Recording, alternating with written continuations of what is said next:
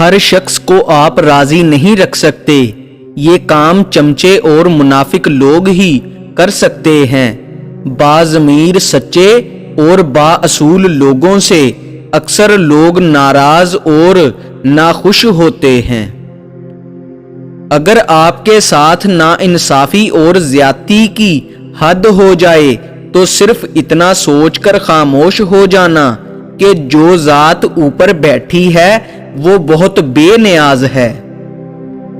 کچھ لوگ اپنے آپ کو انسان نہیں فرشتہ سمجھتے ہیں، ان کے کام بھی فرشتوں جیسے ہیں، یعنی دوسروں کے گناہوں اور برائیوں کا حساب رکھنا۔ جس دن یہ بات سمجھ میں آ گئی کہ سامنے والا غلط نہیں، صرف اس کی سوچ ہم سے مختلف ہے، زندگی کے کئی دکھ ختم ہو جائیں گے۔ دشمن بنانے کے لیے ضروری نہیں کہ آپ کسی سے لڑائی کریں، بس حق اور سچ بولیں۔ بے شمار دشمن آپ کو اپنے خاندان میں ہی مل جائیں گے۔ اپنوں سے منافقت کرنے والوں کو میں نے ہمیشہ غیروں کے قدموں میں گرتے دیکھا۔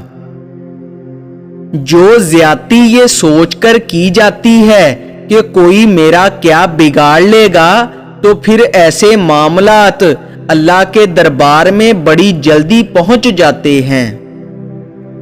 جس کنویں سے لوگ پانی پیتے رہیں وہ کبھی نہیں سوکھتا، لوگ پانی پینا چھوڑ دیں تو کنواں سوکھ جاتا ہے، یہ قدرت کا قانون ہے، یہ بڑے راز کی بات ہے۔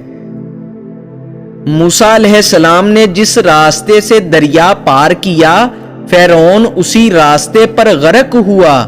راستے نہیں رہبر بچاتے ہیں۔ غصہ اور قانون دونوں بڑے سمجھدار ہیں، کمزور کو دبا دیتے ہیں اور طاقتور سے دب جاتے ہیں۔ اصولوں کے لیے جنگ کرنا بہت آسان ہے، اصولوں کے مطابق زندگی گزارنا بہت مشکل ہے۔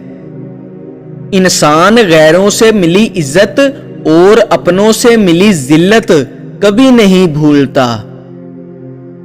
اگر آپ کو اپنے درد کا احساس ہے تو آپ زندہ ہو، اگر آپ کو دوسروں کے درد کا احساس ہے تو آپ انسان ہو۔